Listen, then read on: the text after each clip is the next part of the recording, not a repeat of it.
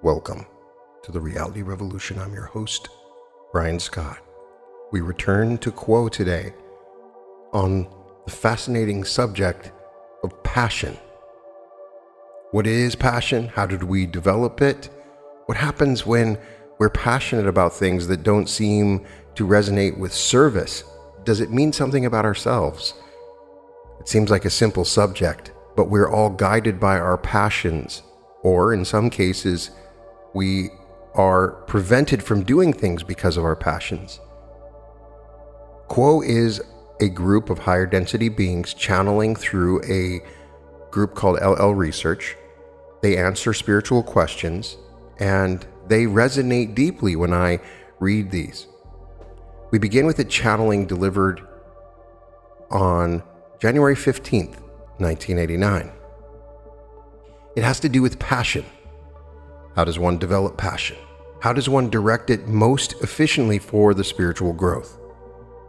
I am Hatan. I greet you in the love and in the light of our infinite Creator. It is a great privilege and blessing for us to be with you, to be called to your group in its search for information that may be used upon the path towards truth. We would like to pause, if we might, for a moment and move about the circle, simply enjoying each of you. If you will allow us this moment, we shall pause. I'm Hatan, and I'm once again with this instrument. The beauty of each soul within the circle is unique and perfect, and to join with you is a cause for thanksgiving. Before we begin, we would like for you to know that we are, as you, pilgrims upon the path. We are not authorities to be unquestioned. We are those as yourselves with opinions. Perhaps our opinions come from more experience than you, for we have been the way that you now trod and are perhaps a few steps further along that infinite path towards the mystery of the Creator. But we would not be a stumbling block before you. If anything that we have to say to you disturbs or does not ring true in your opinion, then it is not your truth, and you should and must discriminate carefully that which you take in, for you shall recognize, as if remembering, these truths that are your own, those truths that fit the situation, the biases, the person that you are this time.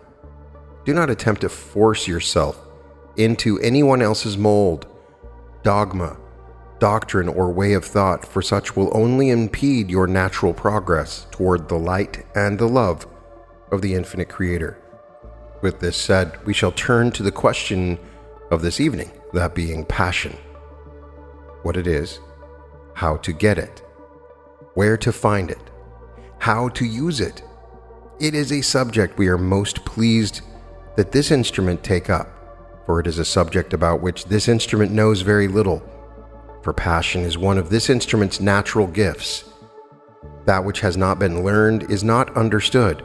Therefore, we are pleased that this instrument shall one day read that which we say, that it too may learn. This instrument has spoken already this evening about the climate, the environment of the everyday, daily round of activity, which those within your society call a normal routine of living. We find that its most blatant characteristics are distraction and somnolence. Either entities help themselves to refrain from thinking by constant activity, or they achieve the same objective by a near complete lack of activity. And the companionship of the television, we find this instrument calls that series of speaking pictures, which is aimed at those of your people who have not yet grown to adulthood. In short, the density of technology within your society so far outstrips the density of concern for that which has no objective referent, that the mysterious ceases to raise the true imagination or engage the deep interest of most entities. Most entities are not aware that all of science and all of technology rest upon mysteries.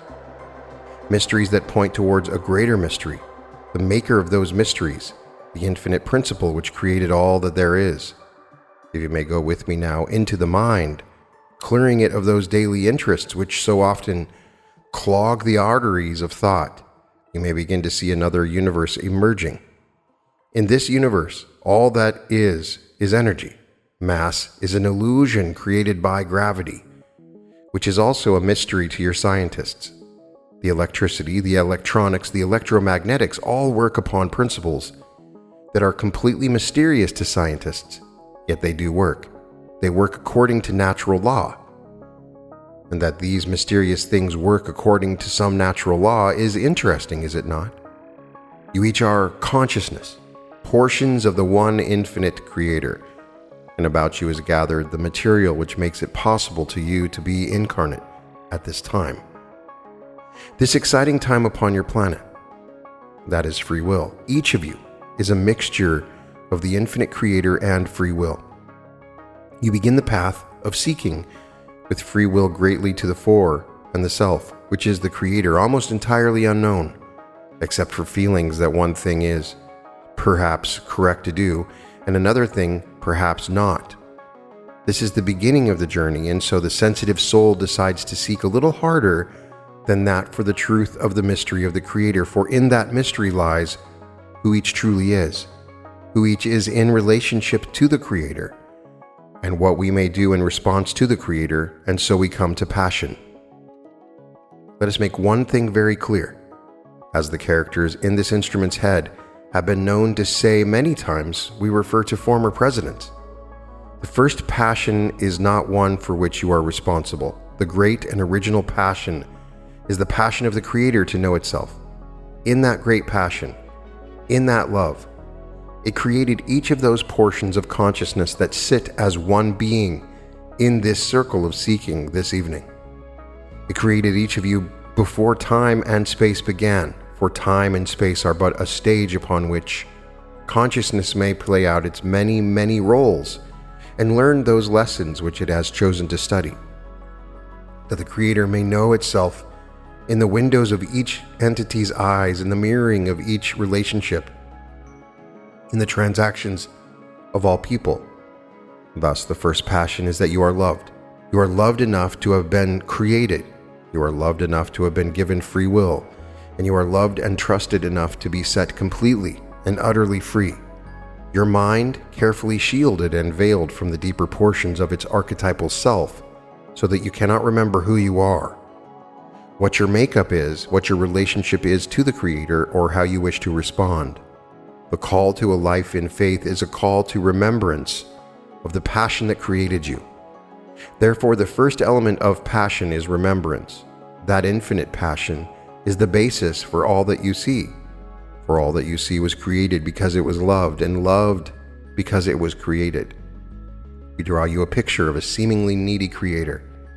A Creator needy for you, for your love, for your reactions, for your information, and in a biased way, this is indeed so. There is that portion of the Creator that lies beyond desire. Most of the creation indeed rests in love unexpressed and uncreated. You are portions of the active principle of the Creator, the Logos, or for want of a better word, love itself. Now, each activity within an entity's life may take upon itself the tone of ordinary dailiness or the tone of communion. We suggest to you that when one has contemplated long upon the love the Creator has for oneself, then perhaps the second step to finding passion is a slow, gentle allowing of the self to awaken to that love. To listen to that bird sing for your ear. And yes, my children, it does sing for your ear, if you can but listen. For the breeze that blows so beautifully, for pearl gray days that soften and gentle the harsh edges of winter moods, for sunshine and joy. In all these experiences, you may remember that this has been a gift of love, and that you are completely satisfying your Creator no matter how quickly or how slowly you advance, simply by being and reacting in a natural and spontaneous way, or in any way whatsoever to those things which occur. There are those things which block this simple process from gaining in momentum. When one is distracted from the natural creation of the Father, and when one has great difficulty seeing the Creator in each pair of eyes upon which one looks, one begins to move off of one's center, away from one's remembrance of love, and passion dies, and numbness sets in, or anger, or another negative emotion. But indeed, we find that among your people, the quality of numbness is marked. We ask you, by a slow process of daily meditation, to allow these layers of protection from that against which you do not need to be protected to drop, simply to be let go. Then, with that done, call to remembrance that natural reaction which one may have to being loved so deeply that one becomes absolutely necessary for another's existence. This is your situation. You're absolutely necessary to the Creator. You're timeless, metaphysical entities, and you're beloved with a passion and a love so far beyond any of your words that we must humbly beg for forgiveness for the paucity of our language.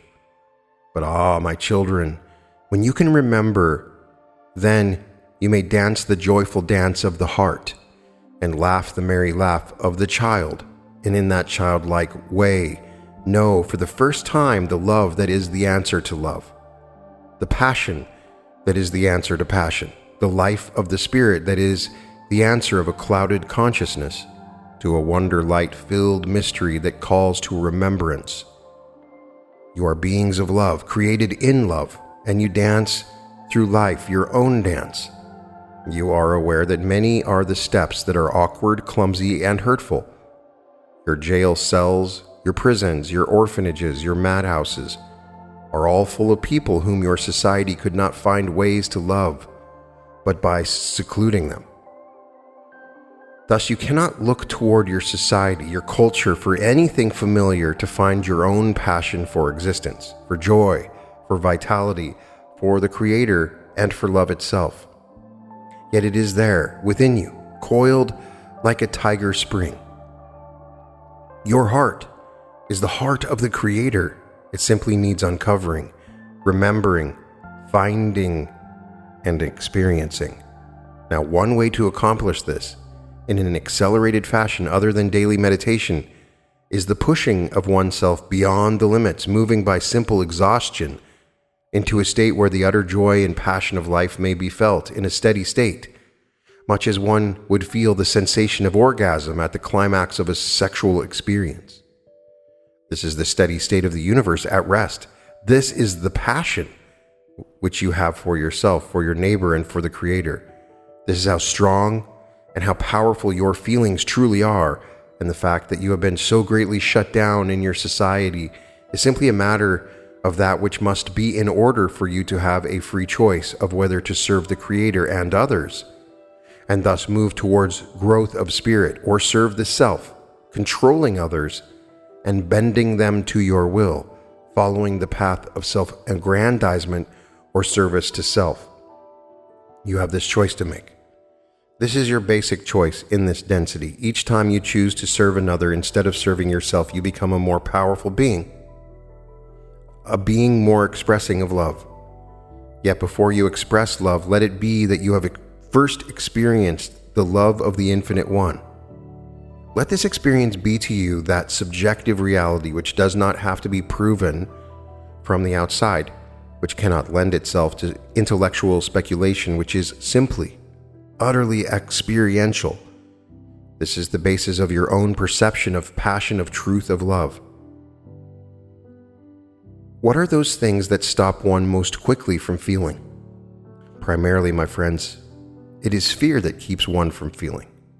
There are many kinds of fear. There is fear connected with earning one's livelihood, fear connected with gain and loss in relationships, fear connected with learning more about a subject which one distrusts or suspects may be more of a subject than an entity wishes to take on. There are many, many fears, and it is well to identify them and allow them, once they are found, to fall away in a gradual way so that change is not too uncomfortable.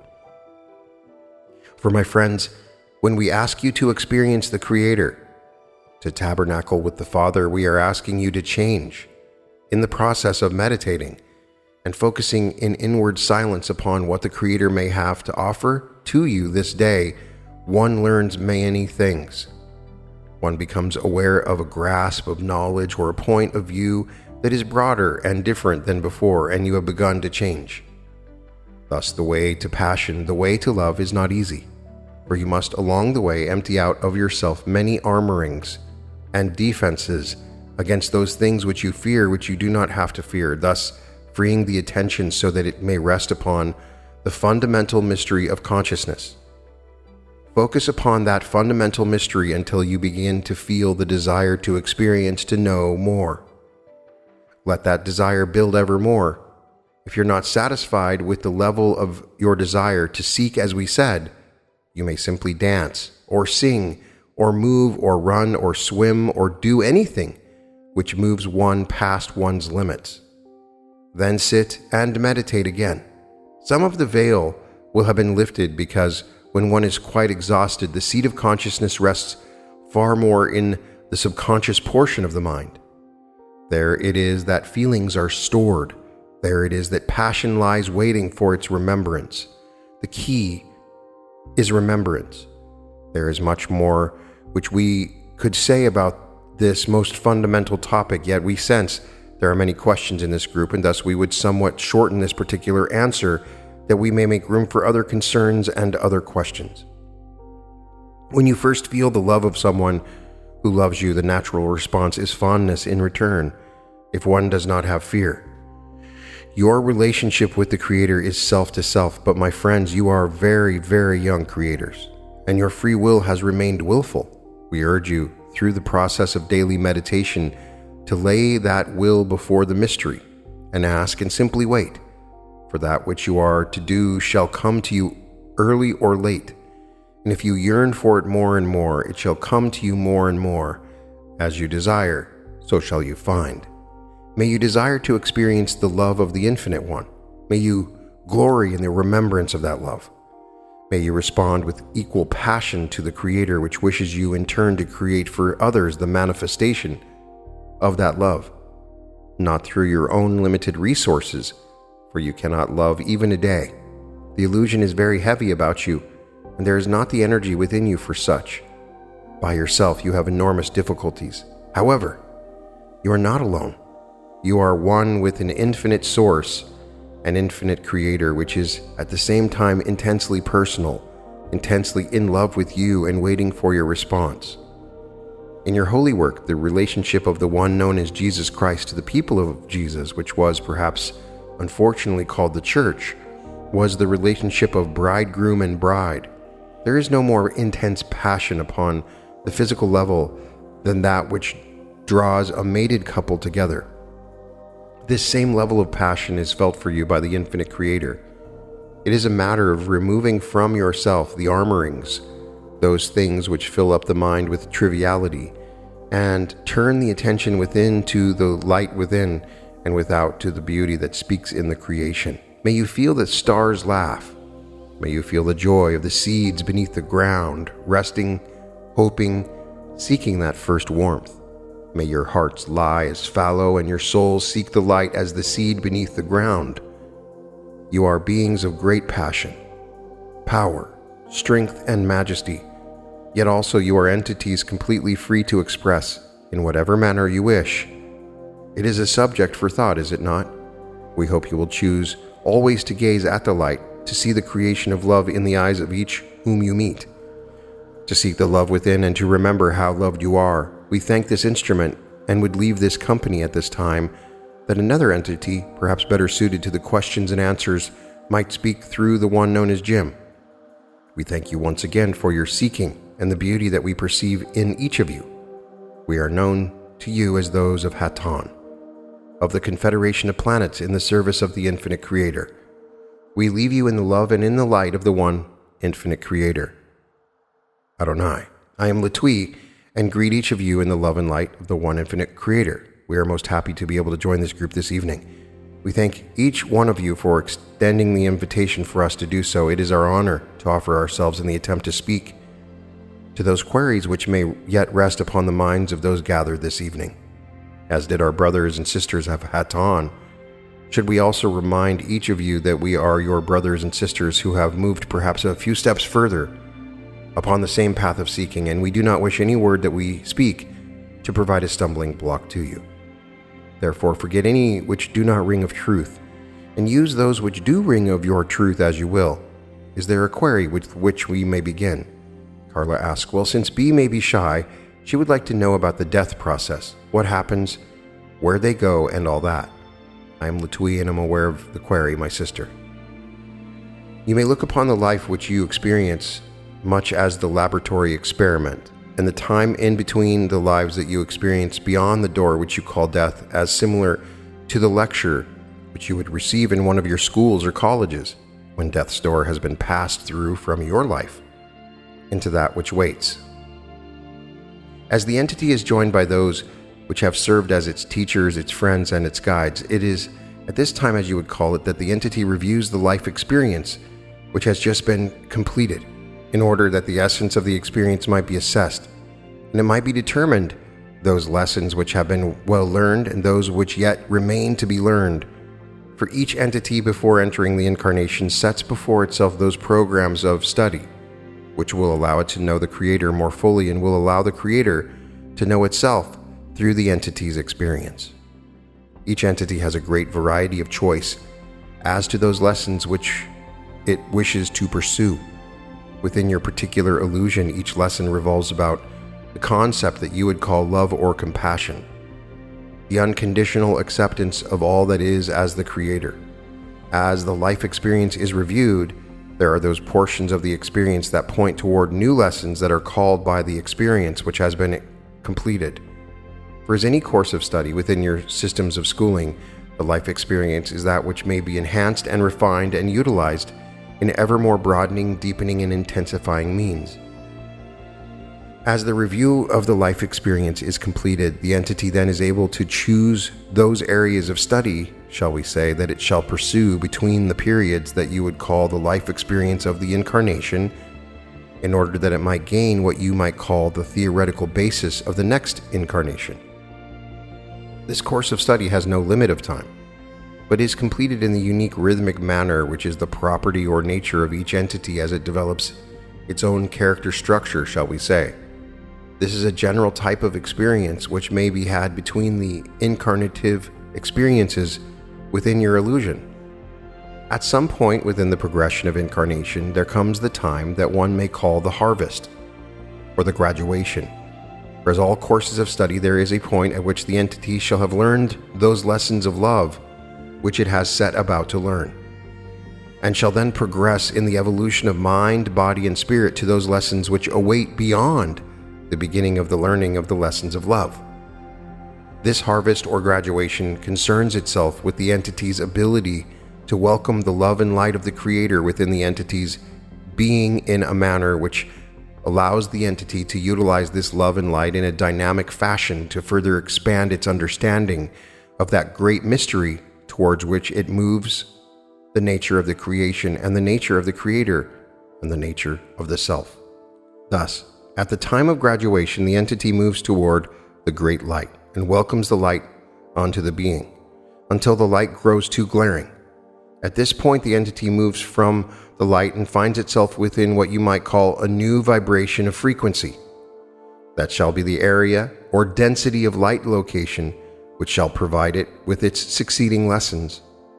Thus, the process of evolution is a progression by which the entity demonstrates its ability to extend or expand its point of view so that it is able to take in more of the creation, more of the light, and more of the Creator, and it is able to utilize this expanded understanding either in the positive manner of radiance or the service to others' path, or is able to absorb the light in the negative or magnetic fashion which may be called the service to self path.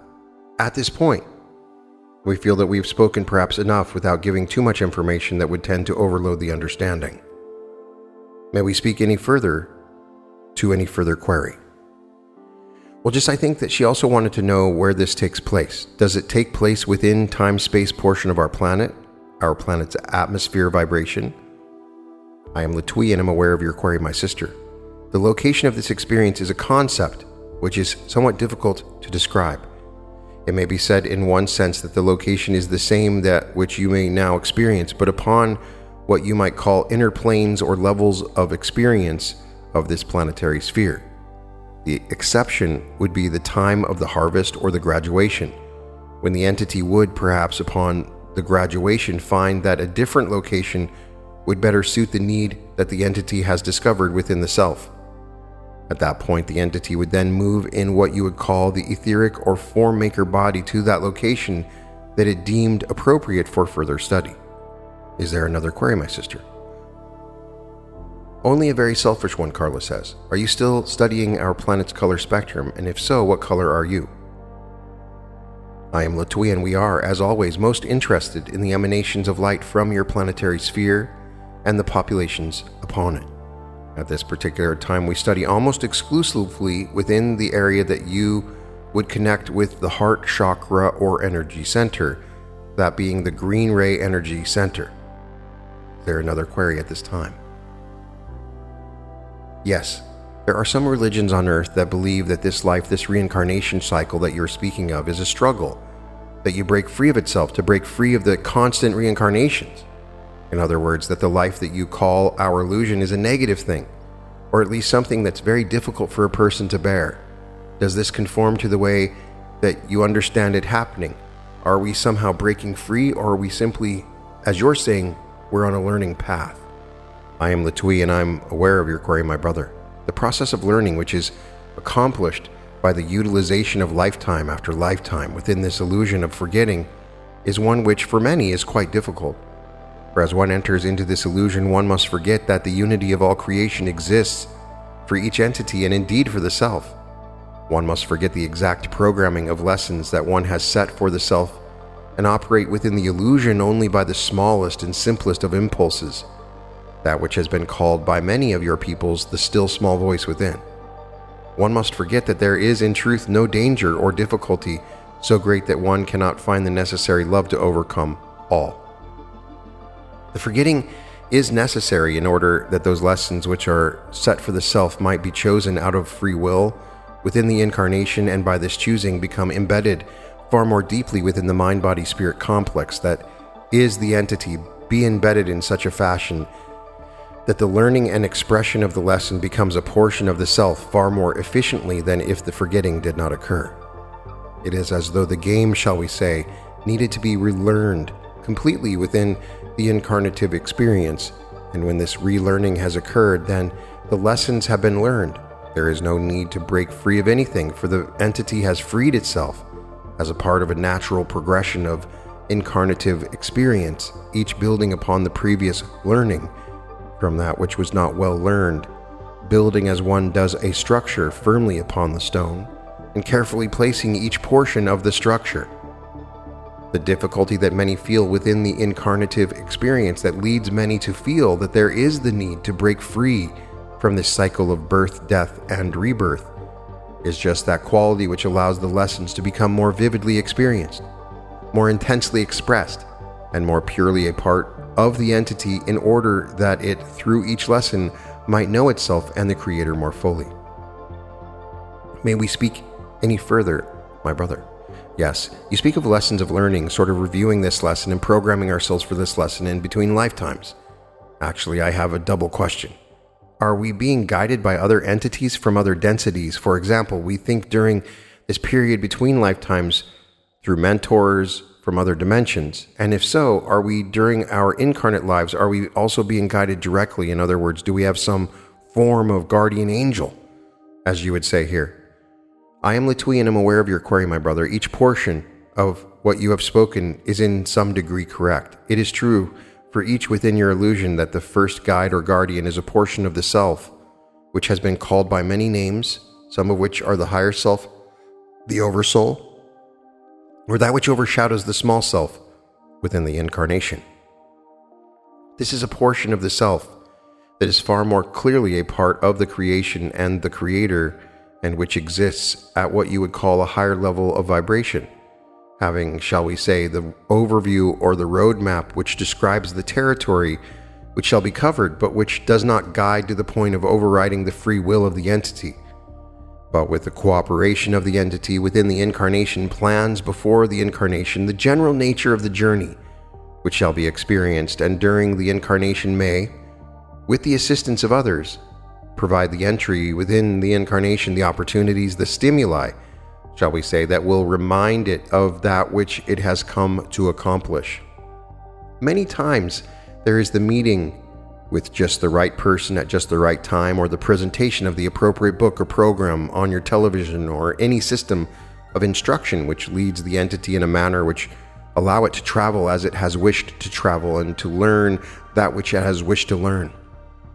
Each entity has, besides the higher self, a male guide, a female-oriented guide, and that which you may be called somewhat of an androgynous guide, that is, that which has blended the polarities and has found balance in the blend. There are, as well, various friends which have been drawn to the entity according to the nature of the seeking which the entity has expressed and experienced in incarnation after incarnation. Some of these friends are as the entity. However, they are at the time of incarnation discarnate themselves and serve as guides, shall we say, that may speak in concept, image, and symbol within the sleep and dreaming state, or within the meditative state. There are many entities which are drawn to assist each entity within the incarnation, so that all possible opportunities for learning may be taken advantage of without the imposing of any choice that would override the free will of the entity during the incarnation, for it is the exercise of this free will that is of paramount importance as the entity chooses its steps within the incarnation. May we speak any further, my brother? Just a little clarification. In the discarnate state between our lifetimes here, are we more aware of this whole experience you're talking about? For example, would I be able to communicate more directly with you? Or would that even mean anything in between lifetimes without the problems of our physical presence? I am Latui and am aware of your query, my brother. It is true that each entity between the incarnations sees far more clearly the nature of the self, the nature of the creation, and the journey that the self makes through the creation. The entity between incarnations is able to see and assess all previous incarnational experiences, as one of your entities would look upon the courses of study within the school system that has been completed for the entity. The entity between incarnations is far more aware of the unity of all creations and the binding quality of love which holds the creation together. The entity between the incarnations is able to see the purpose of its existence and is able to see the efficacy of the incarnational experience in that it offers the entity a far more accelerated means of evolution than should be offered the entity if it were not to enter into the incarnational experience. For as we mentioned previously, the lessons which are learned beyond the veil of forgetting within your illusion carry far more weight within the total beingness of the entity than the simple recognition of these basic truths outside of the veil of forgetting. Question: are you in between incarnations yourself? I am Latui, and we at this time are within the incarnational experience of that vibrational frequency which you would liken unto the wisdom or light-oriented density, that which follows the learning of the lessons of compassion and love. Thus we move as you within incarnated bodies. However, these are somewhat more filled with light and somewhat less easy for you to detect than are your own. May we speak any further? No, thank you very much. I am Latui, and we thank you, my brother. Is there another query? I'd like to explore past lives. I am Latui. We find that there is little of the physical danger for most of your entities that would seek to explore previous incarnational experiences using the tool of hypnotic regression. The greatest danger, or should we call it difficulty, that we have noticed experienced by most entities is what we might call an overinterest or preoccupation with the concept of previous incarnational experiences and the attempt to discover what these experiences were and what exactly transpired in those experiences. If the entity desiring such information has its motivation for such exploration, the desire to explore a thread or line of learning, a quality or concept which it is currently working with, and feels that there might be information helpful to his program of learning that is buried within previous incarnational experiences, then it is a deed well accomplished to explore in any direction possible for the entity. The simple curiosity that develops into a preoccupation with who one was of this or that nature in previous incarnations oftentimes distracts the seeker of truth from further seeking, so that there is what one might call the side road or the detour that must be experienced in order that this preoccupation be satisfied, and the entity then take up again the great seeking of the central purpose of the incarnational experience. Question: how do we astrally travel? I am Latui and I'm aware of your query, my sister. The process by which one accomplishes that which you have called the astral travel is a process which requires the body that is associated with the heart ray energy center to leave or exit the physical vehicle of your third density illusion and to move from that vehicle, connected only by what we find your philosophers have called the silver cord, and travel in a manner which may be likened unto the projection of thought, and find as the destination that location or quality which is likened unto the answer to a query. For the process of astral traveling, which is well used by the seeker of truth, is contained within the asking of the query and the seeking of the answer. There is amongst your peoples a significant amount of this type of experience. This is to be had within the sleep and dreaming state, and for some within the meditative state in a more conscious fashion as well.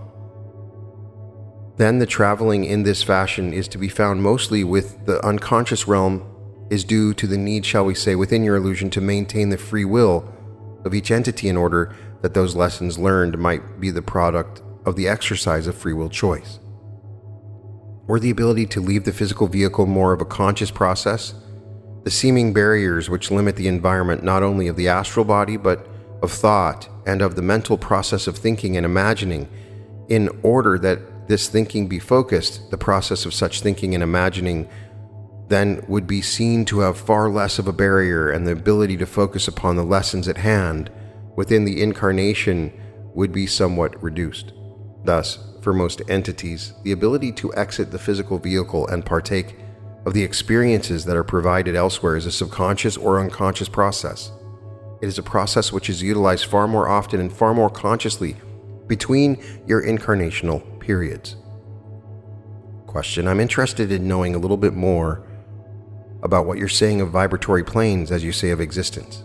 I've read in different materials that we have available that fourth density is somewhat comparable to what we've seen in movies like Star Wars, and I hope you understand what I mean. And I don't know too much about the fifth vibratory plane, and what I'm interested in knowing is, do you have what are similar to what we call emotions? Do you get angry? Do you have individual emotions, or are there collective emotions? Could you speak a little bit about that, please?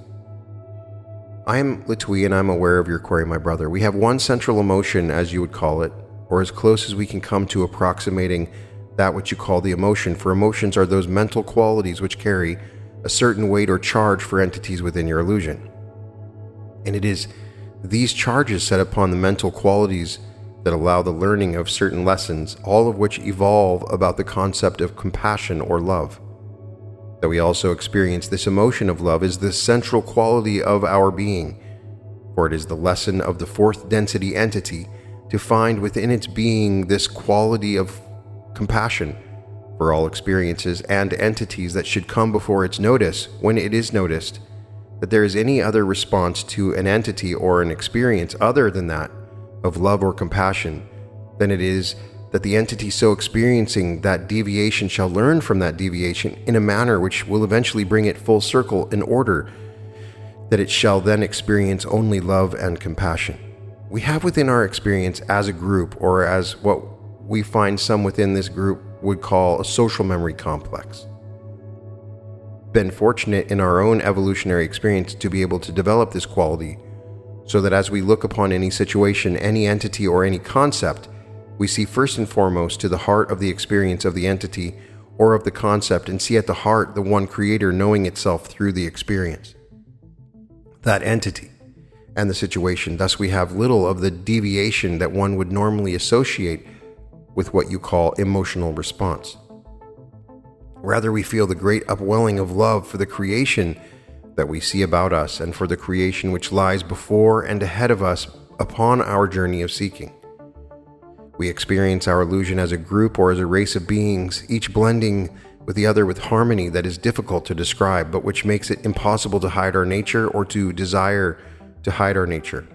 Our communication is instantaneous by what you would call telepathic thought transference to those which are not a part of our social memory complex.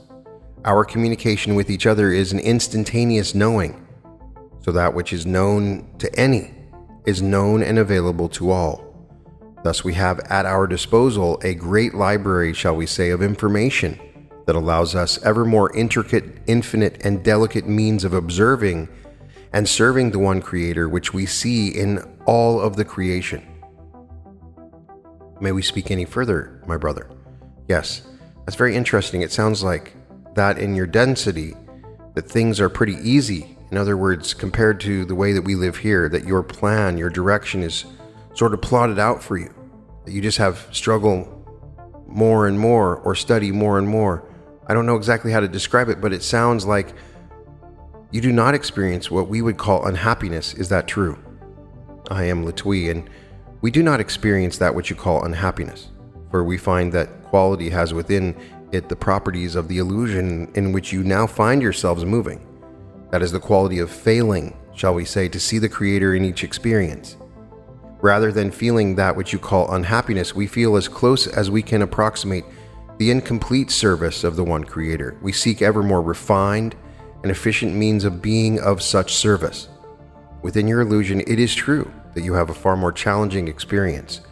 You have, because of the need to forget that which you shall remember and that which you are, the inability to express this remembrance. You, in your illusion, are bound by the limits of the illusion, but experience also a greater potential for acceleration. We move to a channeling delivered on December 16th, 2017. Some people may have passions, desires, or goals that are difficult to directly relate to service to others. Is pursuing these things that don't seem to directly serve others a self-serving act? Or can we relate to these types of passions on the positive path? I am Quo and greet each of you in light and love this afternoon. As always, we appreciate your invitation to us to join you in your circle of seeking, and for we join you there, we each bring with us the heart of our being to blend into the one as we seek the one in all. Today, you have asked us about a facet of your spiritual journey that you may or may not see as being a spiritual journey. For each of you, as you are seekers of truth, moving yourselves along a path of unity, have brought into this incarnation various desires, talents, directions, and an ability to utilize all your resources in any fashion that you choose. Each of you in this circle of seeking has become consciously aware that what you desire at the foundation of your being is to be a conscious seeker, is to realize within yourself the nature of love within the open heart, and to be able to share this love with each entity that you meet in your daily round of activities. For you are consciously aware that all is one, that the Creator exists within each of these entities that you shall meet, and that the Creator within yourself seeks expression as you allow it to. It has been said in your holy works, if you but knock upon the door shall be open to you. Your incarnation may be seen as knocking upon that door repeatedly, for it is a door that is opened with perseverance. And each of you has developed this quality of repeated seeking, of undeniability, of inevitability. And as you bring into your daily round of activities this desire to knock upon the door symbolically with every action that you take, every person that you meet, every word that you speak, then you become, shall we say, hollowed out and become a channel of the one Creator to utilize in the various means by which you have provided for your incarnation previous to your incarnation.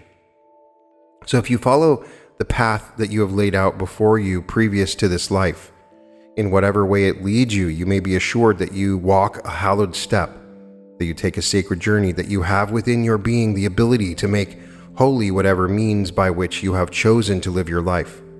There is no true distinction between what you see as mundane and perhaps not as useful on the spiritual path, and that which you feel is of the spiritual path, is holy, is consecrated, is that which opens up your heart to yourself and then to others. Of course, those talents and inclinations that are obviously colored with the Holy Spirit, shall we say, are those which are most frequently pursued by the conscious seeker and are used as tools for the evolution of your mind, your body, and your spirit. This is that which is most obvious and which adds unto your journey those layers of meaning that you discover in each interaction that you undertake with all those you meet, however fleetingly or wholeheartedly, upon your daily round of activities, for each experience can uncover for you those symbolic relationships that are connected to each of your energy centers as they move seriatim from red through violet. You may look at any experience that you have and see how it is connected to your physical survival, to your relationship of a mental and emotional nature with one other being, to your relationship in groups, to the open heart, to clear communication, to the nature of your being in the magic personality, and to contact with what you call intelligent infinity or the one creator. For you see, my friends, the one creator is indeed indwelling in all entities, in all experiences, in all things. So if you will take the time to look within your own being in your meditative state, perhaps at the end of your day, you may reflect upon that which has gone before and find that you have an abundance of observations and experiences that are rich in potential for teaching whatever is the focus of your current spiritual path. For there are indeed no mistakes. Everywhere you go, everyone you meet has the ability to unlock for you secrets of your own being, secrets which you yourself have hidden there before your birth into this life you now lead. So we look at your query and we see that you have many things that feel mundane and yet are not. Many things that feel spiritually rooted and are indeed so, that can be ignored as well, my friends. We look to the heart of your intention to determine the most pure description or definition of that service, which is indeed service to others. What you hope to do, what you intend to do, is that which carries the very heart of your being and empowers your actions, your thoughts, and your words in a way which is not the case if your intention is not focused on service to others. However, we reiterate that there is no service or action that you undertake that does not have this ability, for you are the one creator in all that you do, experiencing itself in one way or another, teaching in one way or another, learning in one way or another. You cannot fail. My friends, you cannot waste your time. You cannot waste another's time. For all times are holy. You expend your energies consciously and unconsciously, with intention or without intention, and they are as seeds planted in ground which may be fertile, may be the rocky soil, and may or may not produce a fruit that you can observe. And yet each action is important when consciously undertaken, and even those not consciously undertaken and seemingly haphazardly offered, without any directing thought, yet can be used by another in a multitude of ways. Who can say how another entity will look upon an interaction with you? There is as much possibility of spiritual growth in the most fleeting of experiences as there is in the long-term, intensive involvement of two entities traveling the spiritual path together. It all depends upon your intention and your attention, what you give to the moment, what you see within the moment, and how you translate that into your own spiritual seeking. At this time, we would ask if there might be any follow-up query or refining query to which we may respond. Quote, I find that when I meditate, my attention is pulled by thoughts, of course, but also by the movement of energy in my body. My attention moves with my breath, or moves with the shifting sensation of body. I was wondering if there is a more effective way or technique to stabilize the attention so that it looks at a movement but does not itself move. I'm Quo and I'm aware of your query, my brother. We might make a couple of suggestions. One, and that is to see any distraction, whether bodily or mental, as simply being a worldly concern with which you do not give your attention, to move through the distraction, basically to ignore it, and move on with the breathing, keeping yourself focused upon the drawing in of the breath and the exhaling of the breath, focusing upon the inhale and the exhale, no matter what distractions you become aware of. This done for a significant length of your time, which varies according to the person and also to the individual experience of that day, can produce a one-pointed focus that is not subjected to distraction. Another technique is to look upon the exhalation as an opportunity to stop the breath for however long feels appropriate to you, and note that at this point there are fewer thoughts, if any, for the holding of the breath upon the exhalation tends to be the equivalent of what you would perhaps call the rebooting of the computer, and then once again continuing to focus upon your breathing. Is there another query? Quote, this question comes from the seeker named T, who writes, since the pineal gland is part of our second density body, and part of the illusion, how important is the optimal functioning of this gland to spiritual evolution? I am Quo and am aware of your query, my brother. My friend, the entire physical vehicle was derived from the second density ape of your planetary environment and has been developed over millions of years to produce the fruit, shall we say, that is your third density body at this time.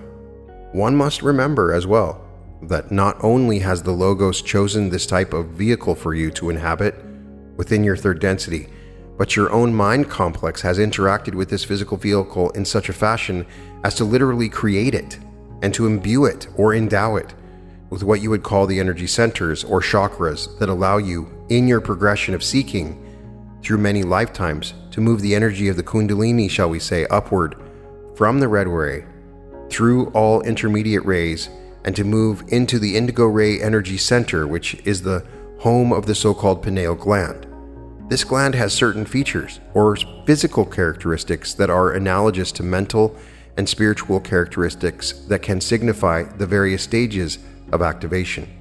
The ability to feel the sensations of the indigo ray gland suggests, perhaps, the beginning activation of this gland, so that its spiritual qualities may begin to make themselves available for enhancement by the experience of the daily round of activities being used to enhance spiritual growth. As you're able to process the catalyst that comes your way each day and store it as experience, then the energies that you would call intelligent energy, or that which you know as prana, may begin further activation of the indigo ray, so that there is the possibility of the balancing of the lower energies from the red ray through the orange, yellow, green, blue, and indigo, so that there is an even functioning available to the spiritual seeker that can, with the appropriate, shall we say, ingredients of intention, experience, and desire, cause the opening of the indigo ray, through which the shuttle of the spirit may move and energize and open the violet ray energy center, so that an experience of illumination may be had by the seeker of truth. Thus, each energy center within your physical body, which has been developed from the second density ape, may move you from that second density through the third density experiences into the realms of which is sacred, as you become one with the Creator on your journey of seeking that one. Is there a final query at this time? Quo. Is there any sort of impairment to the physical pineal gland that would create corresponding impairment to the indigo ray itself, and are entities on this planet so impaired in any way? I am Quo and am aware of your query, my brother. We believe we grasp the heart of the query and will attempt to speak to that part. Aside from the physical damage that acute physical trauma would cause, we do not feel that the population of your Earth has suffered any type of impairment to the pineal gland itself that would hinder or halt the spiritual journey.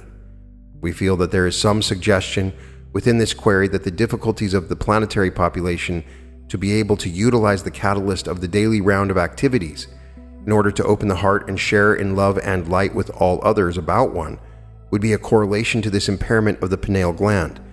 We find that the difficulties suffered by this population's need for more attention being given to the possibilities of the heart center are due to previous inabilities to open the heart in unconditional love that have been experienced in previous third density experiences. For many upon your sphere have had this difficulty previous to this 75,000 year cycle that is now ending upon your planet, and have come to this planet for the purpose of repeating the third density experience. This necessity for repeating the third density experience is not due to any difficulty of the pineal gland. At this time, we shall take our leave of this instrument, for it is somewhat fatigued. We thank each of you once again, my friends, for you are very generous. We cannot thank you enough for your open-hearted welcoming of us each time we blend our vibrations with yours. You are most inspiring to us, for you live within a difficult illusion at this time. And there is much catalyst that is unprocessed in the world about you, and you keep your light bright and shining that others may follow the path to the heart. We are known to you as those of Quo. We leave you at this time in the love and in the light of the one infinite Creator. So there's so much to digest from these two amazing channelings. That first channeling from 1989, which was given by Hatan and Latwii, who are a part of Quo, gave a lot of powerful bits of wisdom. I don't know about you, but we all have passions, and the people in my life are passionate about different things. I meet people that are super passionate artists, passionate writers, people that are passionate about driving cars fast or riding their skateboards. So it's a real genuine question. How do we evaluate these passions? And it's a cool thing to remember that every moment is sacred. Every moment that we experience is sacred. And all that we're experiencing and passionate about is perhaps a part of some pre-incarnative plan. We get the idea that we're in a schoolroom setting, and when we die, we move to the next level. We are taken through class, and then we set up our next incarnation with a number of interesting lessons. An interesting question is asked: are we trying to escape incarnation? And they did not agree with that assessment. The Buddhist concept that we are trying to escape the wheel of samsara, I get that, but I've always thought that was a limited point of view. I do believe that we are free, that we're choosing to be here. We're choosing to be here. We're not trying to escape it. We're not in a prison. I know that people do get the idea that we're in a prison planet, and there are things that imprison us that we're learning to escape from, but we are not in prison. And our passions tell us more about ourselves and our journey that we're going on. There's a lot of really interesting things that we learn here. We all have guides. We have a female guide, we have a male guide, we have an androgynous guide, we have entities that are helping us along the way. There's advice on meditation and an expansion of our understanding of different vibratory levels. There's so much cool stuff. I'm definitely going back and listening to this now that I've read it. You can find all episodes of The Reality Revolution at therealityrevolution.com. Check out the Quo playlist for a further exploration of the different teachings of Quo.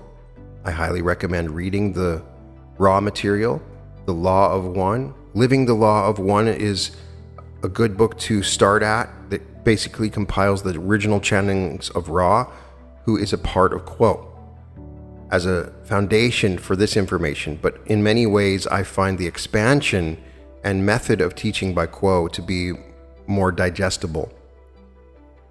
Check out my art at newearth.art. Definitely one of my passions. Powerful fourth density technologies. Images designed to magnetize and broadcast.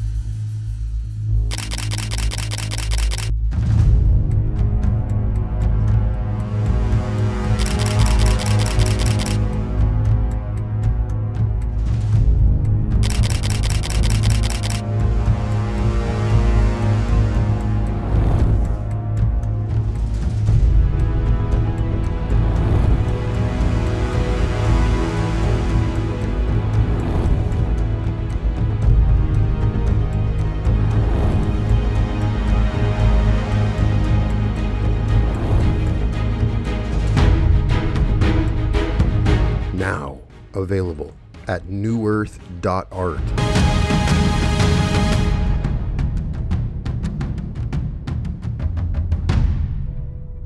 And welcome to the Reality Revolution.